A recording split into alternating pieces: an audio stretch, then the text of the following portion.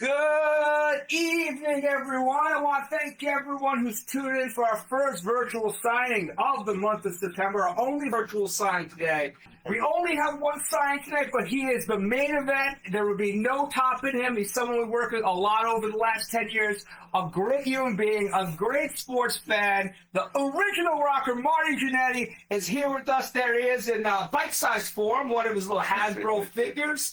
And right now, rocking that Crimson Tide colors, at least for now, MJ, right? Till next week. When they play Georgia in a couple of weeks. Oh, that's going to be ugly. Yeah. Yeah, you're not ready for that. That might be the game where Tide's coach quits. When the SEC games start coming, that's when they got to be ready. Now, like and share out, guys. We are shooting from our computer tonight. Thank you. But we're going to follow the monitor everything along with his stuff.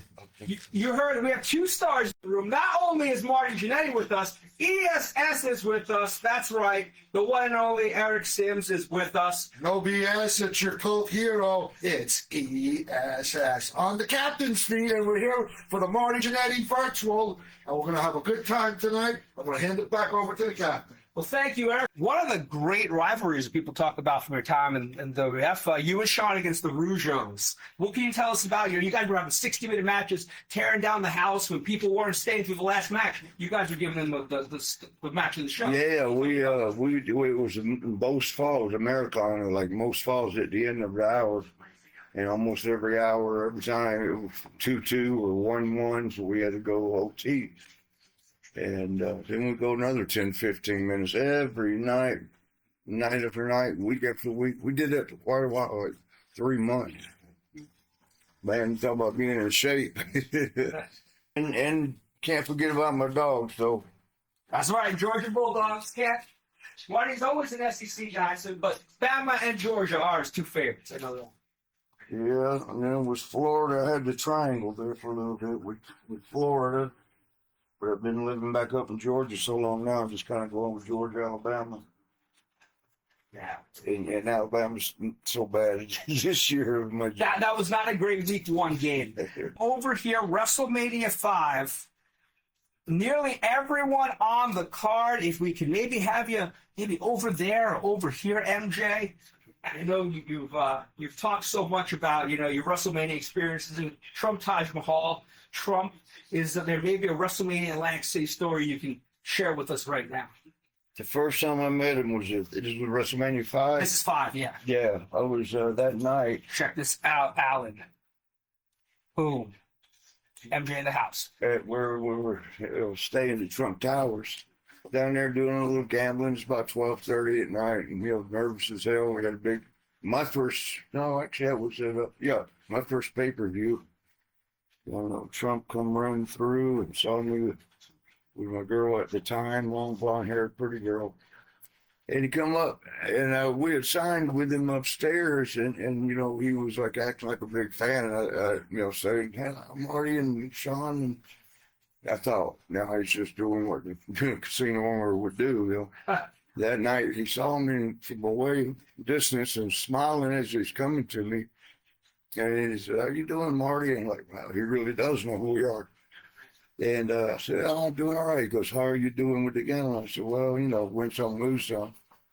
And he smiled and said hello to the girl and told us I was playing the crap state. We told him, "Give him the 500 marker." And I had no idea what that was. I was like, "What? Okay, thank you." But I asked the guy, like, "Hey, man, what's the 500 marker?" He goes, "Basically, he just gave you 500 to gamble with." So I said, "Can I just play one round and cash out?" No, I'll play for a while on that. But what was most impressive to me about Trump was that brief moment there where he met my girl and I down in this casino. 2 years later, WrestleMania 7 in L.A., I'm walking around with a different girl that could have looked like her twin sister. Very similar, long hair, blonde hair, big boobs, pretty girl. And I'm walking down the hallway. Trump's coming the other way. He was there because of Marla Maples being the guest host. And he sees me and he smiles, and I get right by him and he goes, You always got a pretty girl in your arms, Marty. At first, I was like, he recognized, I thought that was incredible. He recognized 2 years later the difference in those girls who looked almost the same. You're like, this man, he pays attention to detail. He has back for things, yeah. But I thought that was kind of a cool way to flirt, too, with a girl while I'm with her. So I thought, let me go get him on this.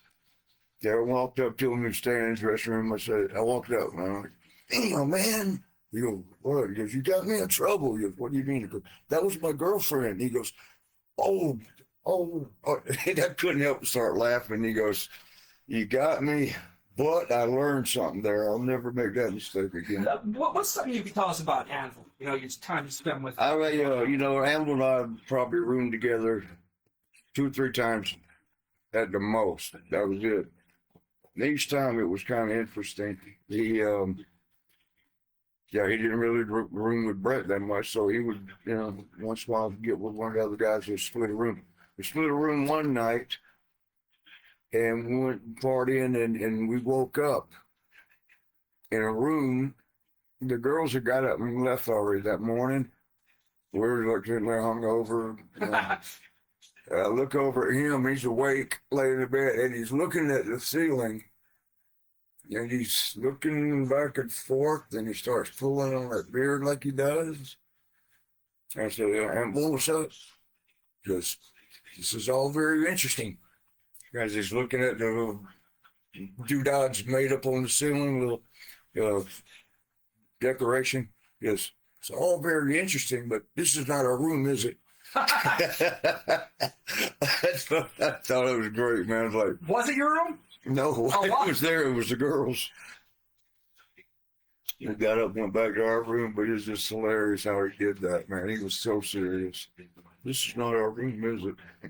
It's all very interesting. And you have any Nitro stories to tell? Any memories from, I'll hold it down for you. Just the Curt Hennig, Mr. Perfect, but always good stories there. Old Curt was part of the NWO, and they had to go into the ring before the show and sit up under there and wait until it was their time. The lights were going to go out, and when the lights came back up, there was going to be 10, 12, 15 NWO guys around the ring. It's like magic. But they were under the ring the whole damn time. And no, Curt, watch this. He got a bucket. I saw him go with this. What are you doing? He was, you shit. Why are you taking that to the ring with you? He goes, right before they tell us to come out and we'll kick it over with piss all in it. Oh, my God. And so the lights went out, and I was telling, I don't even know who was there with me. I was like, watch this. I guess, I don't know what's going to happen. He's kicking the bucket of shit over underneath. And you got to remember that ring with the lights over top. It's 100 degrees on the mat. And they're underneath that.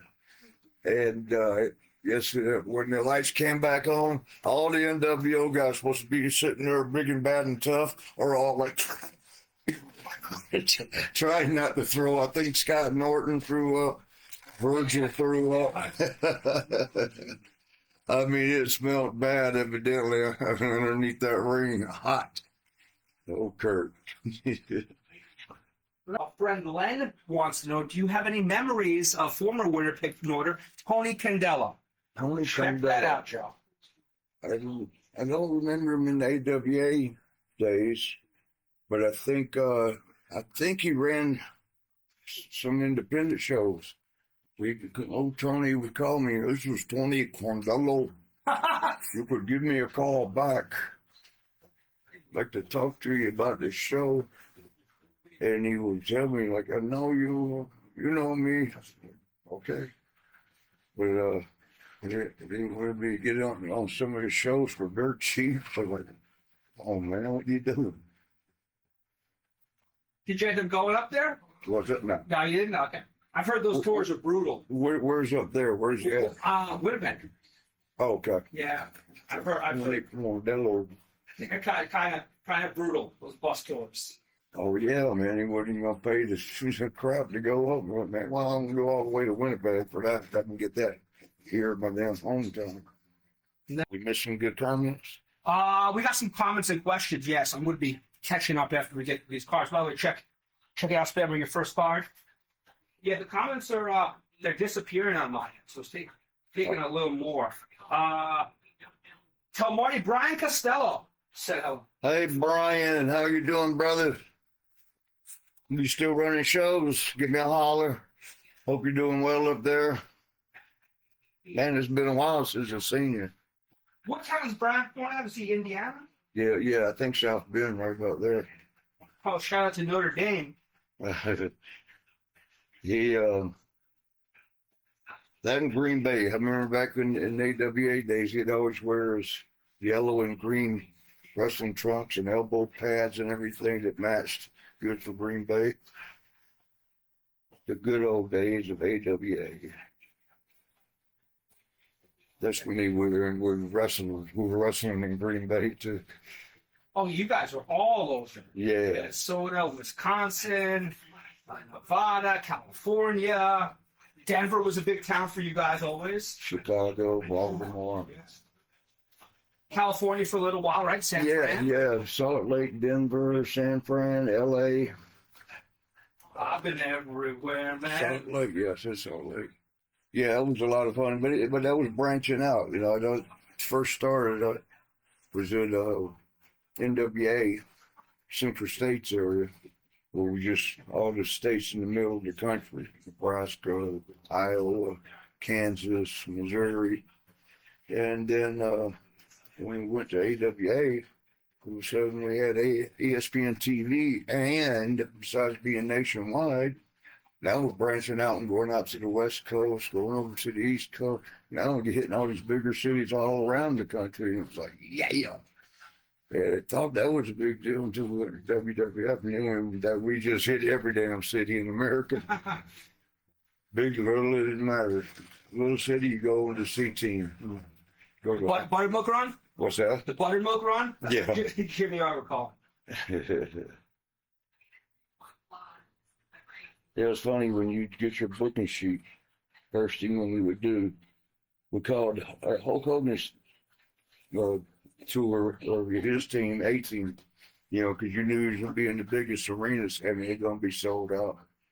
The B team at that time, I believe, was Warrior. Was starting to be built up. Warrior and Andre? I think so. That was a B team, and that was going to be just a little bit smaller arenas, but they were going to be full. In the C team, I believe, might have been Jake the Snake. It'd alternate sometimes back and forth with Jake the Snake or Macho Man, and those were going to be in high schools or college, what do you call them, gymnasiums. They were going to be full.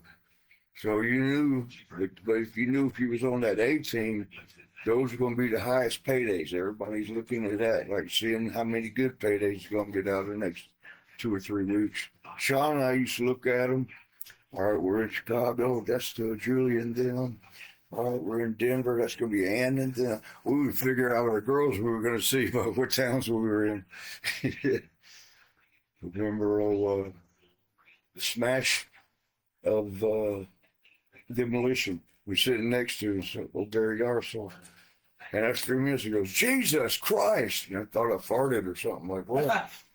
And he goes, we're all sitting there trying to figure out our money. You and Shawn are sitting there figuring out your girls. Everyone has priorities. Yeah. The money was a bonus, man. Now, we talked about Hulk being in the A team. We lost, one of my heroes from my childhood, millions of people's childhood, someone that was a peer of yours on the road, larger than life, as big as any other athlete in the world at one point, brought a lot of money in for a lot of people. Can you tell us maybe a memory of Hulk? Just a good moment you had. There's quite a few. Hulk, he got a bad rap a lot of times because of his position.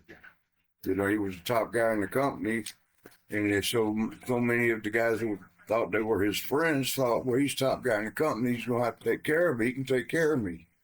But, being the top guy like that, he could only do so much. We were riding one time, and he goes, Marty, he goes, I don't know how much longer I can stand this. Everybody wants me to make him a hero. I can't save the world. He would be so down about not being able to get everybody, but he certainly tried. And, I thought the world of him, the nicest guy.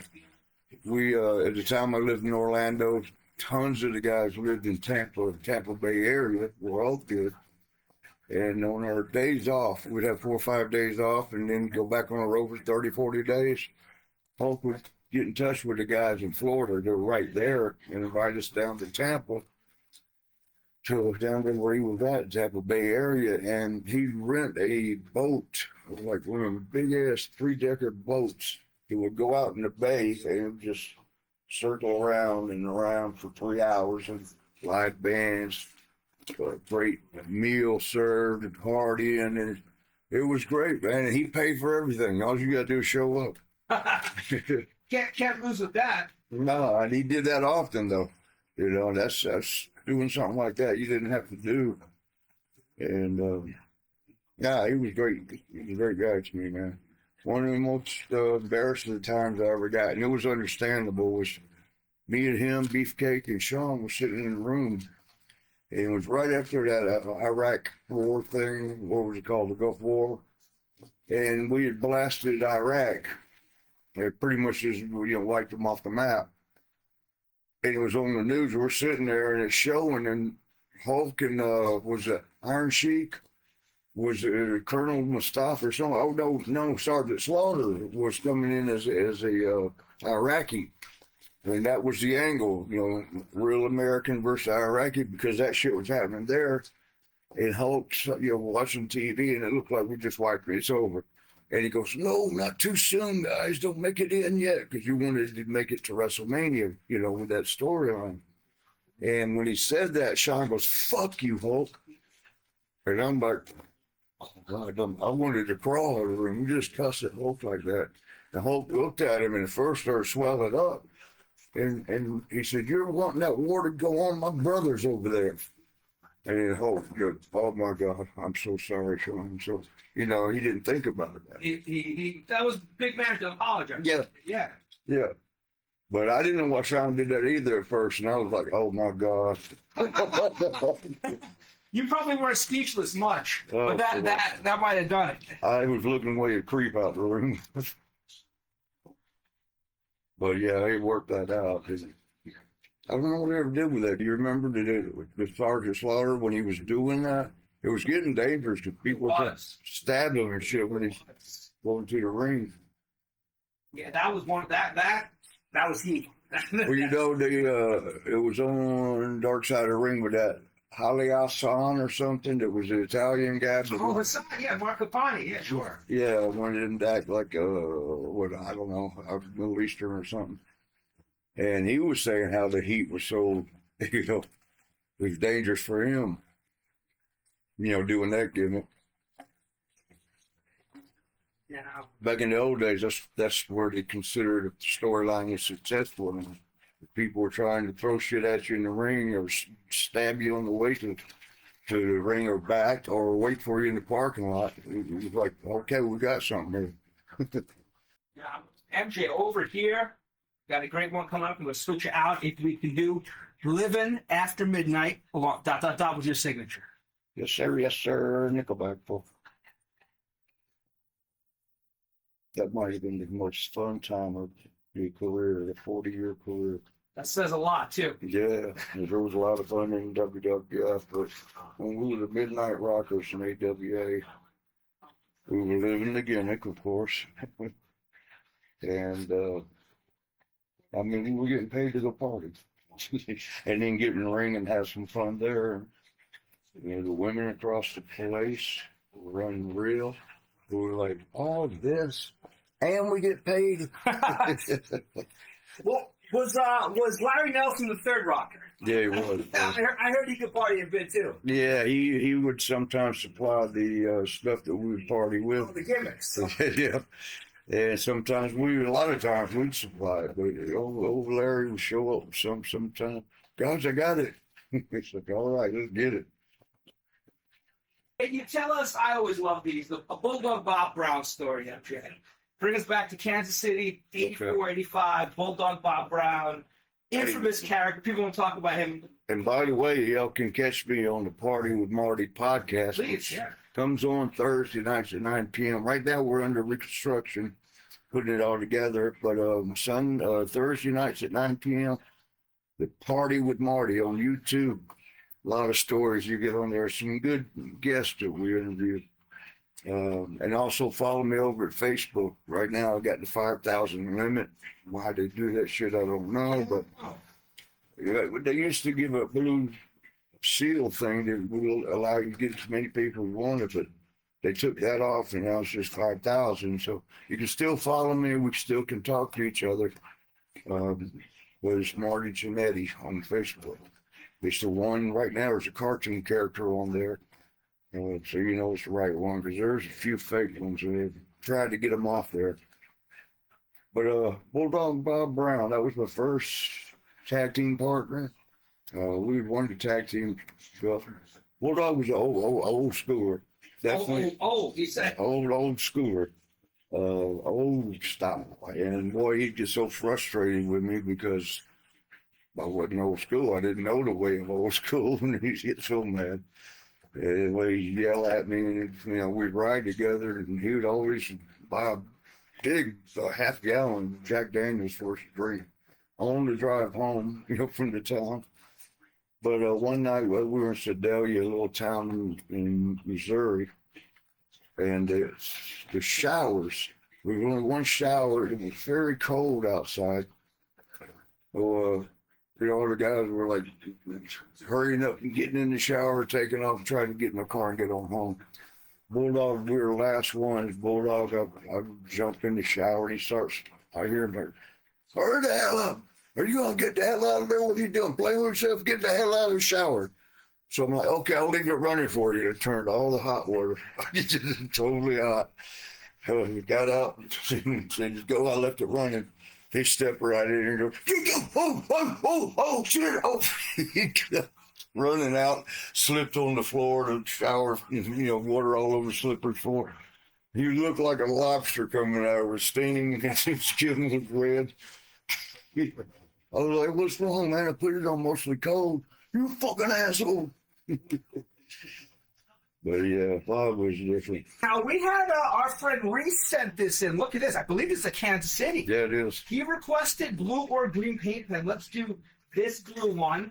Who do we got on here? We got Harley Race, Rufus, Jones, David Peterson. Peterson, Bulldog. Brown, Gary Royal. Who's that? Mr. Pogo. Blaze Pogo. Yeah. And Flair, I had to wrestle him 2 times on this little tour for the World Championship. That is a really cool item. Way before he even got to WWF, I'd already wrestled Flair for the World Championships. Pretty good matches. I was only like 6 months into this business. Nervous wreck. It was easy as hell. Don't worry about anything, brother. I got you. Okay. Check that out, Reese. Now, for the other poster, I have a silver Sharpie, not a silver paint pen. Let me know if that's okay. Marty, you've told me the story off air, but I'm sure you've told it on air somewhere. What's up? Flair, you and Harley in a car, cans. Oh, yeah. Can you share the story with everyone? Yeah, we were Harley Race and Flair were right up in front of Harley's van. Flair was driving, coming back from the show. And, those, they were the two big stars of NWA, and I guess they were trying to outdo each other. With us, me and my tag partner, Tommy Rogers, at the time, were right behind them. They stopped at a convenience store, went in, bought a cooler, bought a case of beer, come back, and Harley was trying to pay for the gas, buy the gas, and Flair goes, I got it, brother. It was funny. We were like recipients of them fighting over who's, going to spend the most there. But so we're driving, we were going from Des Moines, Iowa, back to Kansas City, Missouri. It's about a 3.5, 4 hour drive. And, they got the cooler back there by Tommy and I, the little seats behind them. So our job to pass the beer up when they need it. And I'm trying to keep up as best I can, but they're like, drink, drink, drink, drink, drink, drink. And finally it came a point where Harley, he said, he looks over at Rick and he goes, hey, Rick, did you notice when I throw my can out, it goes ting, ting, ting, ting, ting, ting, ting. I've noticed when you throw your can out, it goes plunk. From now on, we'll throw each other's cans out. And that's when Flair fell behind. Harley could drink, man. You got this one coming up, MJ. Let's Notice I talked about drinking on the rides home. Drinking liquor with Bob Brown and the beer with Flair and Harley. That was all part of the game back then. Driving home, you drink some beer. Getting back, the longer the trip, the drunker you get. Well, you guys took care of it in and out of the ring, though. So Yeah. You said, there were some rough nights, I'm sure, but you always look good the next day. Always. One of my favorite stories also involving Harley Race, with the drinking and all that stuff. Well, we wrestled in St. Louis this night, and Harley and Flair, they had a habit. A lot of times Hulk and them did it in WWF quite a bit. They go on fourth match right before intermission. They would put the main event in there because they didn't want to get caught in the crowd at the end. So they would move the next best match, which is usually Shawn and I with WWF. But this occasion, it was what we call the Uptown Boys, me and Tommy Rogers. We're on main event. So leaving that night, and kind of trying to hurry and get home because we had to go back to Kansas City, a 4-hour drive.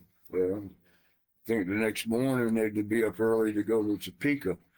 But so I get pulled over. I'm speeding. I get pulled over.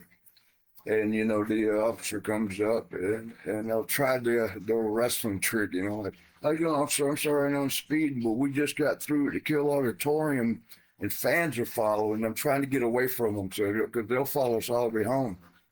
He goes, oh, you're a pro wrestler. I said, yes, sir. He goes, oh, you must know Harley Race. Now, Harley used to get out of his tickets when they'd recognize him. They were like, oh, my God, let me get your autograph. So when this guy said that, he goes, you must know Harley Race. I thought, good. I said, yes, sir. He's a good friend of mine. He says, that's good because y'all have something to talk about tomorrow because they just gave him a ticket, too. I saw Harley that next day. I told him about that. He goes, he is fired. I called up this morning and made sure of it. He didn't get to brag for too long, eh? Yeah. Now, let me get this one primed up again, MJ. Don't forget, Party with Marty Podcast on YouTube. Please, yeah. Is that still with Savage? No. I got a new guy. His name is Eric Carroll. Okay. And Savage and I just kind of, we just had a few, I don't know what you would say, conflict of interest in the fact that I didn't want another character on there. And, Savage had his own podcast, and he's created his character like just a brash, shit. Well, I didn't want that from my co-host, Yeah. And he's one of these, it's about MJ, yeah. And plus all the brash, that guy sucks. I didn't want all that on him. But I mean, we did well with that anyway for a long time. And just finally, we just decided we'll both check out other opportunities. So I got up with Eric, who lived close to me down in Georgia, and we did a couple that were great. And I was happy, and we were lining up stuff, and Eric was so damn good.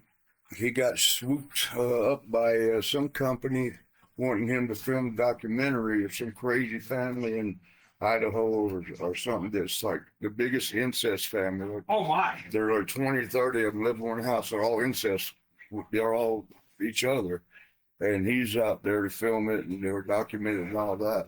So he got and they're paying him real good. He got a great break. But I lost my damn producer again. Yeah. And then the thing with Eric, though, she's like, Marty, I'll teach you how to do the production part. It's not that hard. I'll teach you. So he's going to work with me, and this way I don't have to depend on anyone else to produce the stuff. And Savage was good with that, and I asked Savage to help me, but he was just like, hey, you can't do it. We ain't got time. Which I think it was more of, he figured if he taught me, why would I need him around maybe or something like that. But I don't know. Eric's willing. He's told me you got to be working on some things now, learning it. It don't seem like it's that hard. If you don't know it, of course, it's going to be difficult. As soon as you learn it, it's like, oh shit, that's easy.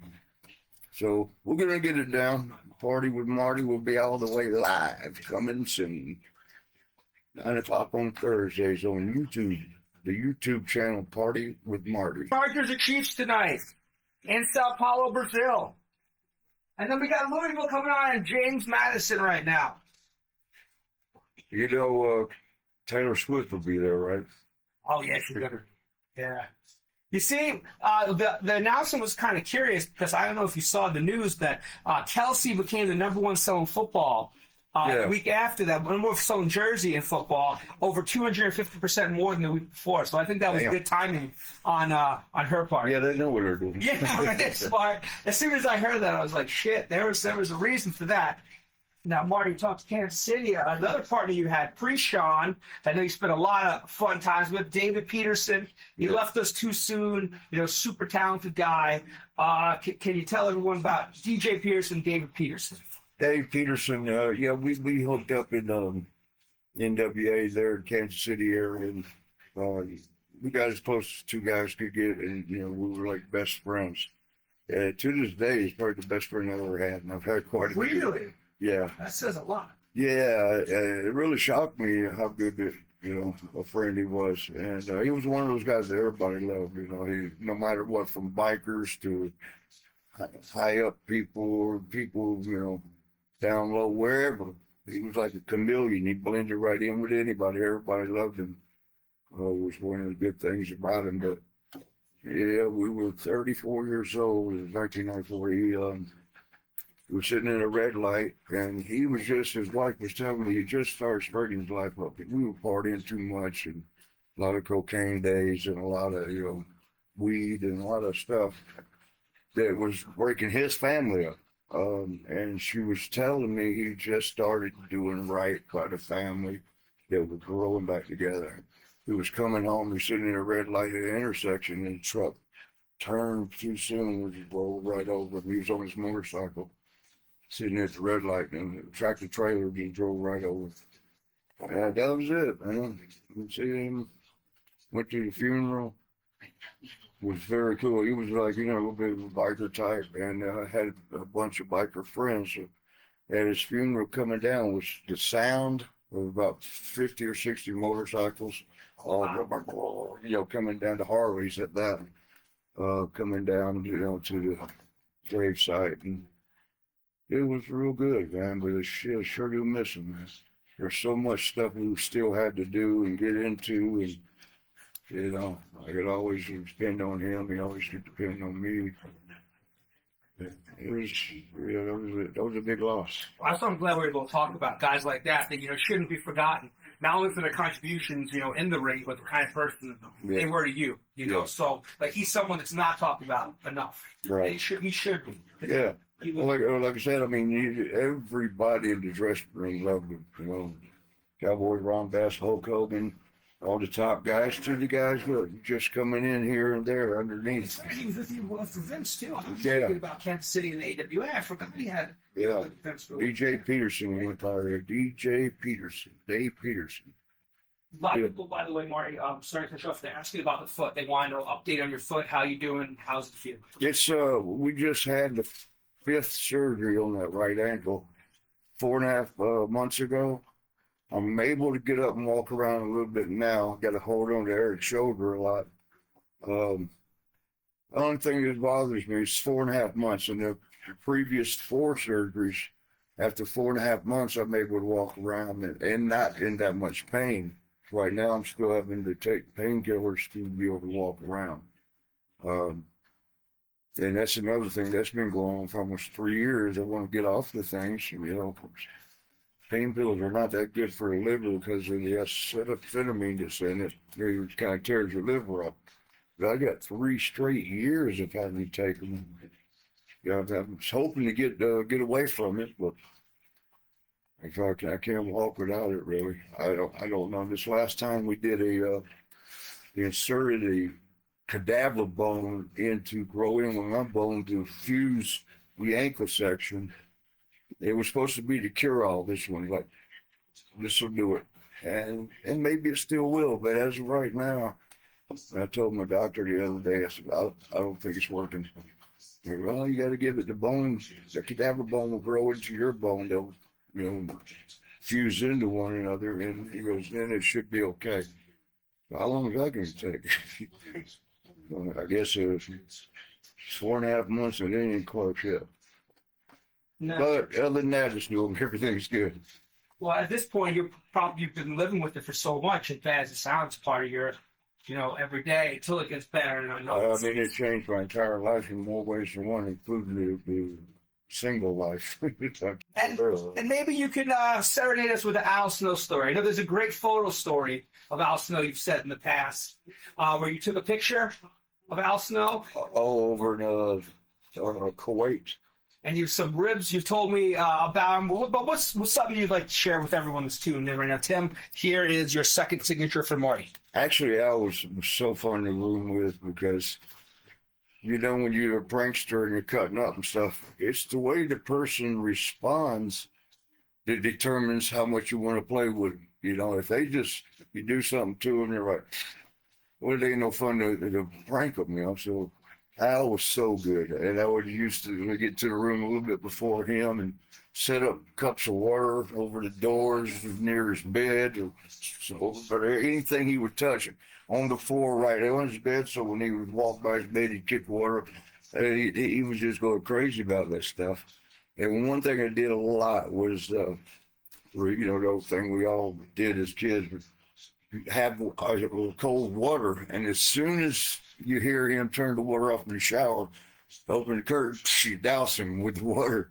And he'd be like, God damn it, man. I forgot to lock that door. He would start locking the door all the time, so I couldn't get him. One time I'm in the bathroom, he went down to the front desk for something. I took a bucket of water, like a little ice bucket, and put it over the bathroom door, on the ledge of the door that opens in. And as he comes back in the room, I'm like, oh, shit. He goes, what? I said, I forgot to lock the door, damn it. He starts laughing. I said, no, don't get me, Al, don't get me. He goes, ha, ha, ha, ha. And I hear him running in the sink out there getting cups of water. He comes and pushes the door open to get me. Right where it's in. And he's sitting there, he goes, why do I try? And he dumped him over himself. We had so much fun on the road, man. Other than MSG, what's a favorite arena you had to perform in? Denver Auditorium in Denver, obviously. The first one, McNichols Arena, the way it was built, it kind of went straight upish rather than out like many do. And the acoustics for it, because the fans were right on you in the ring. And I mean, I think it held 15,000 people. All 15,000 voices are focused right in on that ring. So all that energy hits you. You're feeling the vibration during the match because so much energy going through you. That was, and Denver was kind of like, when we went to AWA, Shawn and I as Midnight Rockers, they kind of took us in. They loved us there. We had the best time partying with the people and had the best matches there. And when we went to WWF at the time, and we come back to Denver, they kind of took us in as well. We raised them. We were like theirs. And that felt very special. So, yeah, Denver Auditorium, McNichols Arena, it used to be. That was the favorite. And as you said, MSG, of course. So this is a big question. A promo that has become very, I guess, famous, infamous over the last few years. The Survivor Series promo. You, Shawn, I believe, is it Snuka, but with the Ultimate Warrior? Snuka or Anvil? I forgot who was. Snuka and Anvil. Can you talk about Ultimate Warrior? Someone wants to know, what was the Ultimate Warrior on in that promo where he started tying you up? Yeah. Can you talk memories of that? Yeah, he his character was high energy. And, while we're all sitting there talking, he's got to sit there and wait, and he couldn't stand that because the characters, So he just came up with his mouth, give me that tape. And then tried to turn it into the promo, talk about how we were all bonded together. But it was just simply him trying to maintain the energy for that character instead of just sitting there waiting his turn to talk. That kind of killed his character. I see exactly where I understood that. But yeah, it did. It got you in the mouth too. It got Shawn. It got Shawn. I knew it was one of you guys. Yeah. It got Shawn around the neck. Yeah. Shawn's trying to pull it. He pulled it. Shawn's turning red like that. But yeah, those were special days with Old Warrior. I mean, I liked him. I think he liked me and Jim Powers and probably nobody else. He didn't like anybody. I remember you told me one time he wasn't impressed with Lanny Poffo's performances. Oh, yes. But Lanny had this habit of being able to stretch, and then take his thing and stretch on it, backtrack and flex out, and then bounce down and put his thing in his mouth, the helmet of it. He did it in the dressing room one time, and, because one of the guys said, "Can you still do that?" And, "Well, no, I'm getting old." Crack, and all that. Finally, when he did it, everybody's like, "Oh, God." Oh. And Hogan walks by the dressing room, and he looks in, he goes, "What's going on?" And he just put his dick in his mouth. Hogan throws his hands around. "I'm trying to help the guy, but..." How about Rufus R. Jones? He's another character. I know you spent some time in Kansas City. Yeah, Rufus, I mean, he was another one contributed to mentoring with him, and I got along so well. You know, that's Slick's dad. Remember Slick? Yeah, sure. And so Rufus was teaching me the ins and outs of the ropes. I remember one thing I'd never forget. People wondered if Rufus would go both ways because he would sometimes hide in the dressing room behind the door when new kids would come. Rufus had, he called it a host cop. He had a big old, thing-a-ling. He'd stand behind the door and swing it like a helicopter. And as soon as a new kid would come in, he'd shut the door and he'd be looking at him, butt-ass naked, swinging that ding-a-ling around. And the new kids would go running out screaming. He was a little prankster, but people wondered, though, why he looks too happy doing that. Who did he scare the most with that? Or who was caught the most off guard? Well, Mike Richards, who later was his real name, Mike Moran, who was one of the disorderly conduct and the Texas Hangman for years. He got him good in St. Louis because he had individual dressing rooms all on the second floor. You go get what you wanted, and it was full that day, and so Rufus, I did not know, was in this particular room when Mike came around the corner. Him and I were friends. And I knew I'd gone in that room, I think. And I told Mike, I said, "I'm in that room right there." I didn't know Rufus already gone in. He got behind the door doing that. Mike goes in, shuts the door, and and the Gopher's door comes running out and gives me a phone. He thought I set it up, but I didn't. But that was hilarious. Old Rufus, though, one time we're driving to a town, he goes, "Marty, let me ask you something." "What's up, Rufus?" "Would you suck a dick for $1 million?" And I'm thinking, what kind of question did he just ask me? And I was like, the subject. What's the answer to that? And I was like, "Rufus, let me ask you, would you?"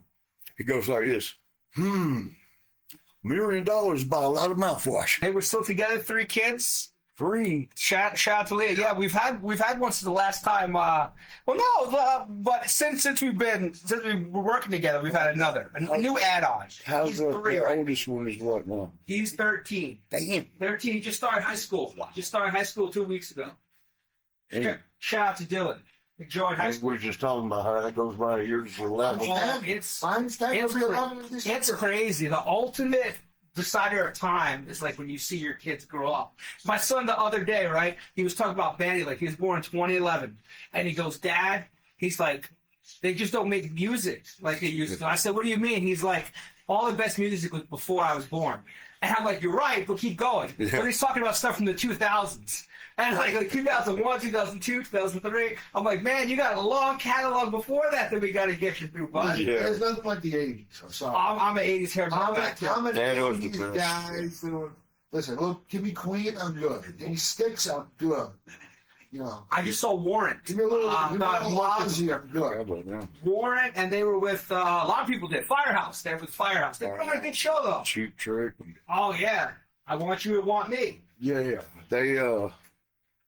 Yeah, I mean, everything in the 80s it was just the best time in life. I mean, the golden age of wrestling was Music, the yeah. best. Sports, the NBA was at its best. Yeah. You know?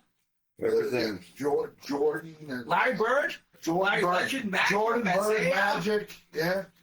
Yeah, they everything was the music was right, the wrestling was right, the TV shows Bulls, was LA right. Lakers, Boston Celtics, Paradox basketball. The partying had just gotten big, you know, in the 80s with the Miami Vice, the Showdown there, and partying. Don Johnson stuff. was cool as shit back then. Yeah. Right? Yeah.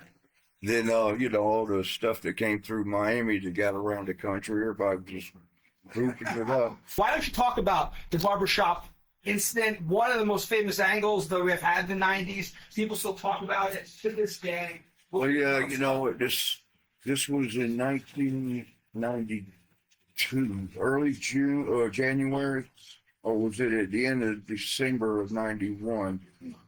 But it's right in that time frame. I think it was at the beginning of 1992, January. And we'll figure 1992, 2002, 2012, 2022, you know what, 5, so that's 33 years later. 33 years later, and it's still widely talked about. Oh, 100%. And I think about to put that in perspective, think of something going on right now in the wrestling world. The biggest storyline going, the bloodline, or whatever it might be. Think about the year 2060, I don't know, 33 years from now. You think they'll still be talking about it? Probably not. Yes, that was the amazement of that whole storyline. Well, Besides getting screwed over in it. for that time, too, that was such a violent thing to happen on WWF TV. Like, Yeah, they you know? going. Yeah. And they did the swerve with, you know, you guys getting back together after the passionate plea, and then, you know. Yeah, you know, I keep hearing things. Beefcake likes to tell it that Shawn and Vince had planned all that behind my back, and they may have. Because I certainly didn't know anything about it. I just thought it was spontaneous, is what we did. You know, Shawn had always told me he wanted to break off into singles. And I said, that's fine, but just let me know first. You know, spring it on me one day. Sprung it on me any damn way. Now, when I think of your time in the AWA, you know, I think two guys that you were on the opposite end of a lot. Some of my favorite matches in the last couple of days I actually watched for the first time of the year. Playboy, Buddy Rose, Pretty Boy Doug Summers. Yeah. Such like, you guys are coming up. They're the champs. Can you talk about your time with them, maybe what you learned from them? Yeah, we Fun learned, you story. know, we had progressed learning with them. They were veterans, you know, teaching us the game, how to tag match, you know, structure. And we were doing good with them, but they were, we chased them around for the championship for a year. A year, we were like, go after them, almost get the belt, almost beat them, but not quite. Now we're going to do these kind of matches, and those kind of matches, cage matches, and this match and that match. And after a solid year of chasing them, we finally beat them for the tag belt. I was glad. I was like, are we through with them now?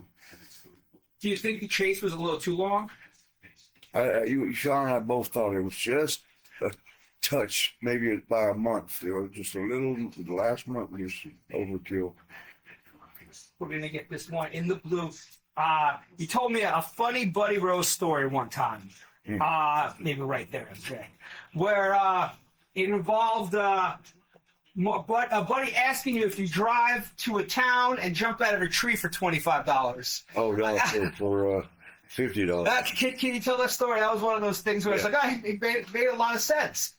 Yeah. When you put it like that, we were like, Yeah. what the hell's wrong with us? We would, I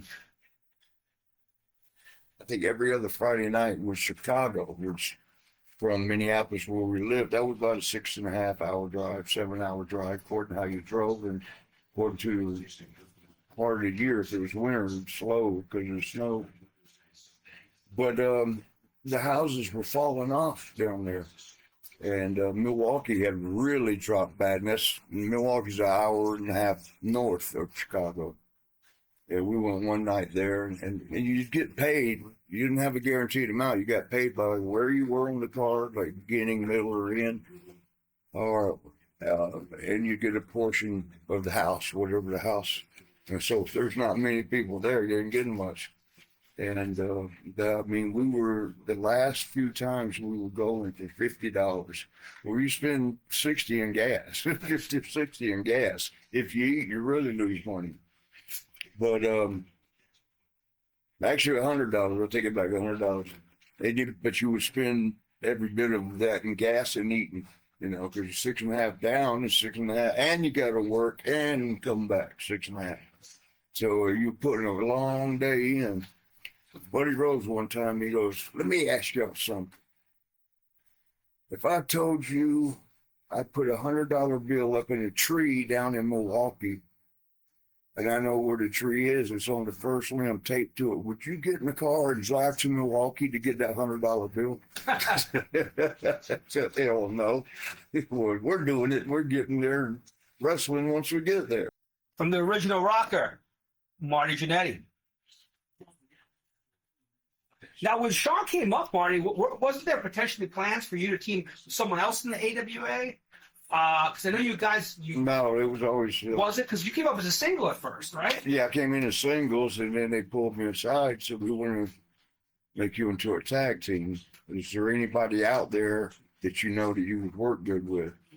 And I mentioned Shawn. I said, yeah, because me and Shawn had one match in Kansas City as a team, and it was magic. And so I said, yeah, there's this guy named Shawn Michaels. I think he's out of Texas. And Greg Gagne had said, yeah, we know of him. We've heard a lot about him. You'd be okay with him? I'm like, yeah. So they brought him in, threw us together, told us to come up with a name, and we would be that. Now, the Midnight Rockers for Dennis Condrey and what's his name, Randy Rose, or not Randy. Bob Eaton. And Bob Eaton.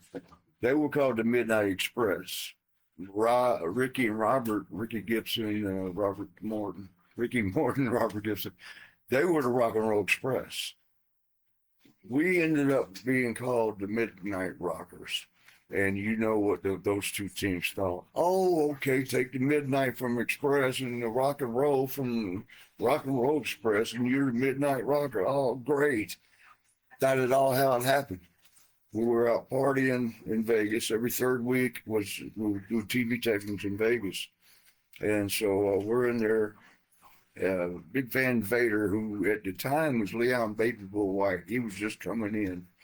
And, you know, he had heard, like, you want to party, you want to hang out with Shawn and Marty over there. They're the ones to hang out with, partying. And so we were sitting there, you know, kind of tired because we'd partied all week. And old Vader, well, Leon White, he looks over at Curt Hennig, you know, Mr. Perfect. He looks over and says, I thought these guys were supposed to be partiers. And Curt goes, oh, they don't even start to midnight. And right as he said that, Curt said that, this is like an Omen type thing. You know this was meant to be. The Judas Priest song started playing. Living after midnight, rocking till the dawn. And we were all like, that's it, Midnight Rockers.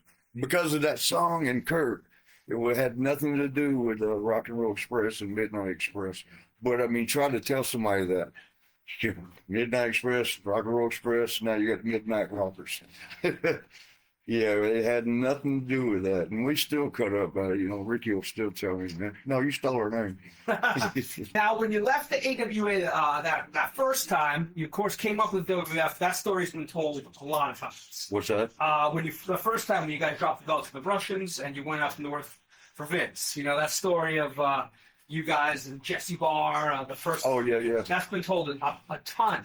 So we don't have to go over that. I've done it. I've told it. Well, you've done a great job to the point where, you know, it's... Yeah, because I was there. I knew it to a T. Yeah.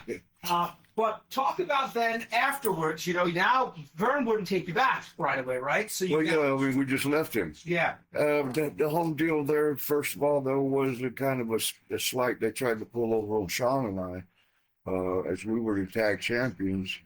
And Pat Tanaka and Paul Diamond, they were going as the Bad Company, and they were a badass team. Yeah. And they were good friends. But we had been talking about a guarantee. You had to negotiate a guarantee, and it was rare that anybody got them. But we were in the process of that negotiation with Greg Gagne, Vern Gagne, and wanted to take the finishes to go to a hotel room there in Vegas at the Showboat, which is where we filmed out of and stayed.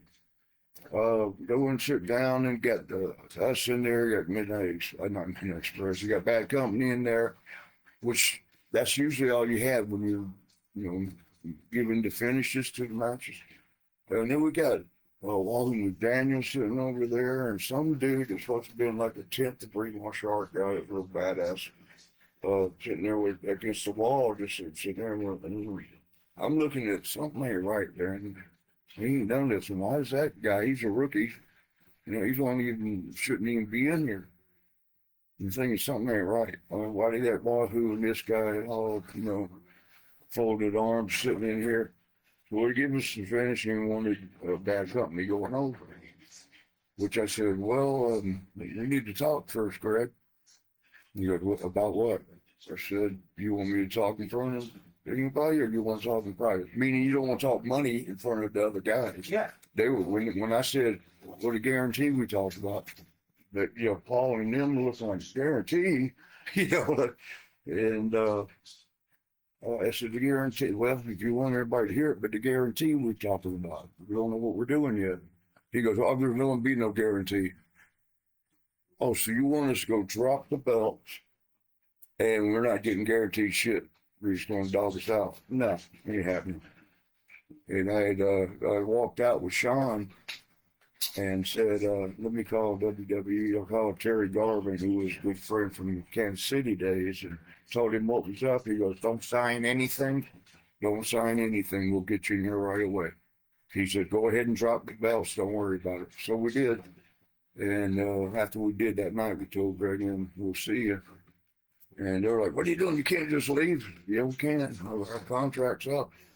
We had to resign, and that was the whole deal of the negotiation, how much. And he said, there's not going to be a guarantee. So we got no contract. So we're gone.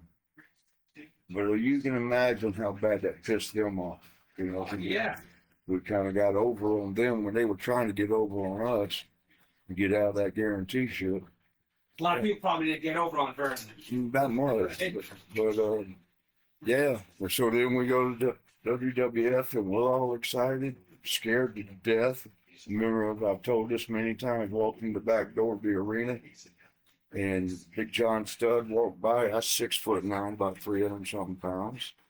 King Kong Bundy's only 6'4", but about 400 pounds. Hogan walks by. He's 6'6". I've never seen him in person. He's a monster, 6'6", and 300 pounds of muscle. One-man gang, who later was Akeem. He walks by. He's 6'7", 350. I look at Shawn, I'm like, man, we don't belong here. Here we are, 6'1" and 6 foot, weighing 230 pounds. These guys are all 6'8" and 6'6", and no, man, let's get out of here. Shawn, no, come on, we'll be all right.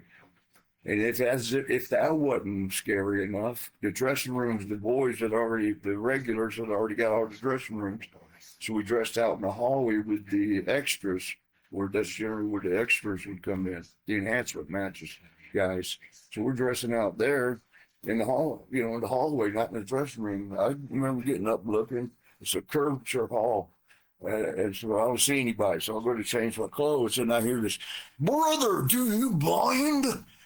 And I knew the voice. I looked, and it's Randy, and he's coming around the corner, Randy Savage, and he's coming around the corner with Elizabeth. And I'm like, oh, God. That's it, Shawn. We're leaving. Football fans. I'm sorry, man. Couldn't see you around the corner. I was like, let's go, man. But yeah, next night we went out with all the boys to mingle because we were told we'd better mingle. We did. And things just didn't go well. And we got fired after one day. Well, now what do we do? Call back Vern and them say, hey, can we come back? So we had to go and complete the loop starting over down in Birmingham, Alabama for Continental Wrestling. Oh my God, it was like 100 people, 200 people at the arenas. and it was embarrassing. I remember singing the Tiffany song. I said, we should play this going to the ring tonight. I think we're alone. Doesn't seem to be anyone around.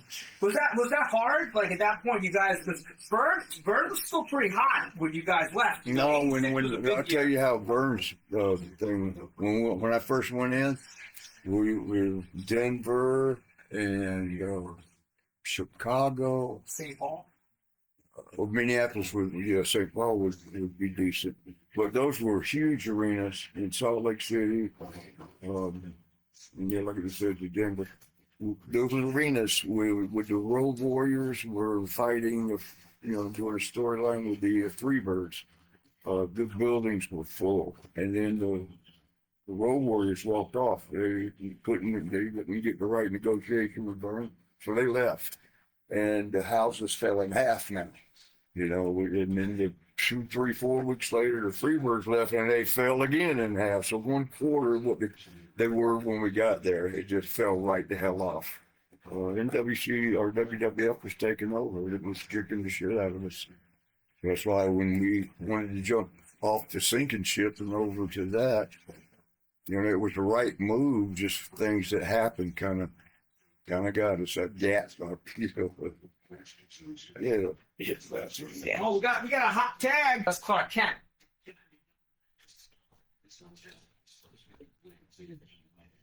All right, tell us a funny road story that you have. Maybe a funny Sheik story. Marty's got a bunch of Sheik stories. You have Sheik stories. Oh my! So we're on the way to Howard Stern's show. It was right after his roast. We were doing Stern to promote, the DVD sale of it. So we're Sheik's already 7:00 in the morning pounding the beers and doing whatever at 6:30, 7 in the morning. I'm driving in. We get to the Lincoln Tunnel, and I get onto 41st Street before I go up 10th Avenue. I think it's 10th Avenue. Whatever. He had a pee so big he nearly pissed in my car. I had to pull over the side. He went out, peed right the dumpster right on 41st Street. It was like, and this is a guy who could barely walk, barely do it. Pull over the car. Oh, for the love of God, Ya Allah, Ya Muhammad, your Sheik has to go pee. So, he just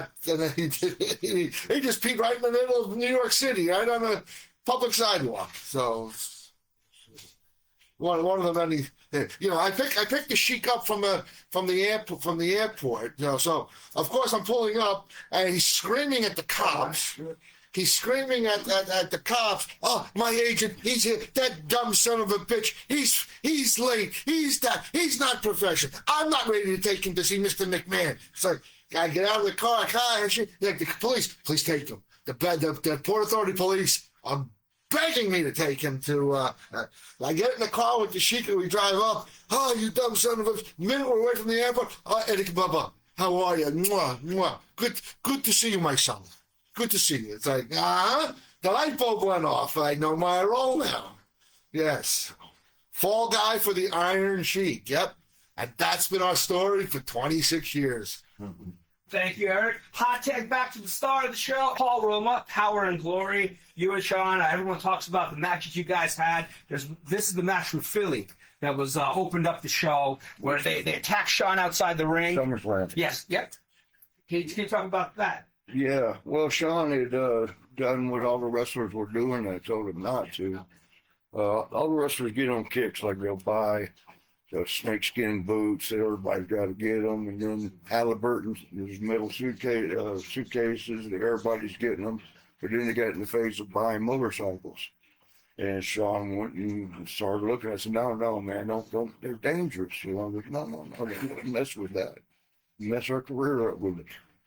He went ahead and got one anyway. And they were driving it. It started raining. He got to a motorcycle track and tried to stop. And it turned. He put his leg down and it tore his knee out a little. So he couldn't get in the ring. He had wrapped it up, and we at the start of the match, they had him come over, beating him with a chain on the knee, like that's why he couldn't wrestle. And I had to do the whole match against the two of them by myself, which I thought went very well. Yeah. Real memorable match. You showed a ton of fire. You know, it was. And they worked great with it. Did that finish where Hurts suplexes me off the top, and then Paul comes flying through the air with a crossbody. Great finish, too. What's that? That's just a great finish. Yeah. No one does that today, for whatever reason. The only thing I didn't like was that Paul stood up after he splashed me and stood up, put his one leg, right? put his 1 foot on me. Everybody in the back was giving him shit too. Like, you didn't need to do that, man. They're not enhancement actors. Did you ever talk to him about it? Just teased him about He's it. probably in the moment, right? Yeah, that's all. I mean, he was going over a big match on pay-per-view, you know. Right. It was a big win for him. You're done signing that one, MJ. Can you maybe tell us a Candido story? It's a great picture of you, hip tossing, Candido, skip at the time, but you guys spent some time together. Yeah, we traveled together, and me and him and Sonny, we all came close with a few of the other guys. We'd rent a van. It would be me, the Smoking Guns, Billy Gunn more so than the other one, Bart. But Kip Gunn, he would ride with other people, but me, Davy Boy, Gold Dust. Well, that's 6 of us. We all split a van together, paid for it together. And we had a lot of fun in that, as you can imagine. The boys, after the shows, to drive home, we're all drinking, partying, and having a good time, shooting bottle rockets at the other cars going by, especially when we saw it was one of the boys. We started at one point, we're getting eggs. And when we would go past Lex Luger, a few of them, the Steiners or whatever, we'd egg the shit out of their cars as we're going by. They go speeding by us, flipping us off, and we didn't take off like they left. They went on up the road and got eggs and waited for us to come by. And, silly ass shit like that. One time, Davy Boy Smith, British Bulldog, was had bottle rockets. Him and Owen Hart were in the car, in the van with us. And they opened that side door and went to shoot a bottle rocket. I don't remember who it was, but he went to shoot the bottle rocket, and it fizzled, circled around, and went right in, blew up right there on the van. They had a little bit of fire going, and they're stomping the shit out of the fire, trying to put it out. And Owen picks up the seat, pulls it up out of the thing, throws it out the door in the damn field. So that's catching on fire. She stays here. And we drove off with no seat. And we're thinking, what the hell did we tell them when we checked the van in? Davy Boy went in when we checked in the next morning to get, check out with his van. He went in and started raising hell. What the fuck? I saved up money to bring my family on vacation, and there's a missing seat in the back. And there's like a burnt spot on the carpet. What the hell? He ended up getting it for free and like some coupons for the future. Yes. Well, when you bring up Davy Boy and a car, I always think you saying kid checking the muffler. Oh yeah, that fight with all the guys, supposedly all the guys who jumped on Shawn. Which from what we heard is one dude. Just one dude, right? So always a pleasure when we have Marty Jannetty on our feed. This is, I believe, our 4th virtual signing with Marty. We've worked with him a bunch of times. Always great seeing him. Always great talking football. And Louisville's about to tie up the game right now. Just now tying it up? Yeah, a little bit up now. Marty, always great seeing you. Check him out on the Monty and the Pharaoh podcast in a little bit. And then, of course, in Queens tomorrow. But, Marty, always great having you on. We're going to end this auction, this signing, the way we do with all of them, which is cheers to the working man. Yes, sir, brothers. Love you guys out there. Come see us.